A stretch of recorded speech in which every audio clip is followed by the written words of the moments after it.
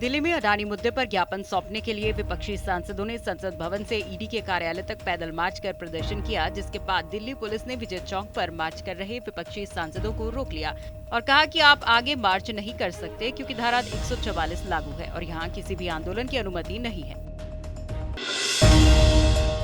रामनवमी के अवसर पर पूरे यूपी में सरकारी खर्चे पर दुर्गा सप्तशती पाठ और रामायण पाठ करवाने वाली योगी सरकार के फैसले पर अखिलेश यादव ने ट्वीट किया है और सवाल खड़े किए हैं, जिसके बाद अलीगढ़ पहुंचे डिप्टी सीएम केशव प्रसाद मौर्य ने अखिलेश यादव के बयान पर पलटवार करते हुए कहा कि उनके बयान से उनकी बेचैनी नजर आ रही है। वो तुष्टीकरण की राजनीति कर रहे हैं, घबराहट साफ साफ नजर आ रही है। उन्होंने जो भी कहा है वो उनकी बेचैनी है, उनकी तुष्टीकरण की राजनीति है, उनकी घबराहट है। अगर उत्तर प्रदेश से किसी श्री राम जन्मभूमि पर भव्य मंदिर निर्माण हो रहा है तो समाजवादी पार्टी को दर्द होगा, क्योंकि वो राम भक्तों पर गोली चलाने वाले हैं। बाबा विश्वनाथ जी का धाम बन गया है, भगवान श्री कृष्ण की जन्मभूमि क्षेत्र का पूरा विकास हो रहा है, विंध्यवासिनी धाम का विकास हो रहा है, नैमिषारण का विकास हो रहा है। जो भी धार्मिक स्थल है उनका विकास करना और विकास के आधार पर धार्मिक पर्यटक उत्तर प्रदेश में भारी संख्या में आवे, उसके आधार पर रोजगार को सृजित करना, ये हमारी सरकार की प्राथमिकता। मैनपुरी सांसद डिंपल यादव ने रोजगार और मस्जिद से लाउडस्पीकर हटाने को लेकर योगी सरकार पर पलटवार किया। उन्होंने कहा कि यूपी सरकार मस्जिद के लाउडस्पीकरों की बातें कर सकती है। मेरा मानना है कि लोगों को रोजगार कैसे मिले, वहीं महिलाओं की सुरक्षा पर भी बात करते हुए उन्होंने कहा कि यूपी में महिलाएं बेटियां सुरक्षित नहीं है, न ही नौजवानों को रोजगार मिल रहा है और न किसानों की आय दुगनी हो रही है। यूपी खाली लाउडस्पीकर्स और इन सब की बातें कर सकता है यूपी सरकार, और मेरा मानना है कि अब यह सवाल है आने वाले समय में कि लोगों को रोज़गार कैसे मिले, कि प्रदेश आगे कैसे बढ़े। ये लाउडस्पीकर लगना ना लगने के माध्यम से ना हमारी महिलाएं, हमारी बेटियां सुरक्षित हैं, ना हमारे युवाओं को रोज़गार मिल रहा है, ना हमारे किसानों की आय दुगनी हो रही है। तो ये लोगों को समझना चाहिए कि अगर देश को आगे ले जाना है तो इन सब बातों को छोड़कर सबको मिलकर आगे बढ़ने का काम करना। आजमगढ़ पहुंचे ओम प्रकाश राजभर ने नवरात्रि में रामायण पाठ को लेकर बयान दिया। उन्होंने कहा कि सभी धर्म मजहब को अपने अपने ढंग से मानने का अधिकार है। वहीं स्वामी प्रसाद मौर्य के रामचरितमानस वाले बयान पर पलटवार करते हुए उन्होंने कहा कि 4 बार सपा से मंत्री रहे तब रामचरितमानस की चौपाई से तकलीफ नहीं हुई, आज सत्ता से बाहर है तो दलित पिछड़ों की बात कर रहे हैं। पढ़ने को कहा है, इस पर क्या कहेंगे आप?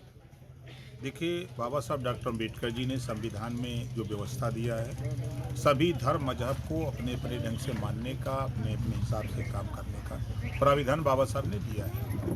अब उस हिसाब से अपना ये सरकार कर रही है। जब ये थे, जब इनको तकलीफ थी, जैसे शुरू हुआ स्वामी प्रसाद मौर्य से, जब उनको तकलीफ थी तुलसीकृत रामायण की चौपाई से, तो 4 बार बसपा से मंत्री थे, तब तो नहीं।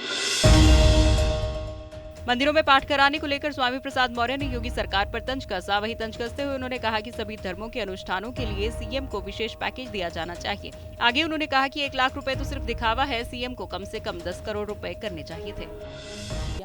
माननीय मुख्यमंत्री को तो उदारता दिखानी चाहिए, सभी धर्मों के धार्मिक अनुष्ठानों के लिए उनको विशेष पैकेज देना चाहिए। 1 लाख रुपए एक जिले के लिए क्या मायने रखता है? ये दिखावा, छलावा, सस्ती लोकप्रियता हासिल करने की। बसपा संस्थापक काशीराम के जन्मदिवस पहुंचे बसपा विधायक उमाशंकर सिंह ने कहा कि पिछड़े समाज के लोगों के लिए बीएसपी की स्थापना हुई थी। वहीं अखिलेश यादव के बसपा को बीजेपी की बी टीम बताने पर पलटवार किया। उन्होंने कहा कि बसपा नहीं बल्कि सपा बीजेपी की बी टीम है और इनको बीजेपी स्क्रिप्ट लिख कर देती है, सपा उसी को पूरा करने में लग जाती है।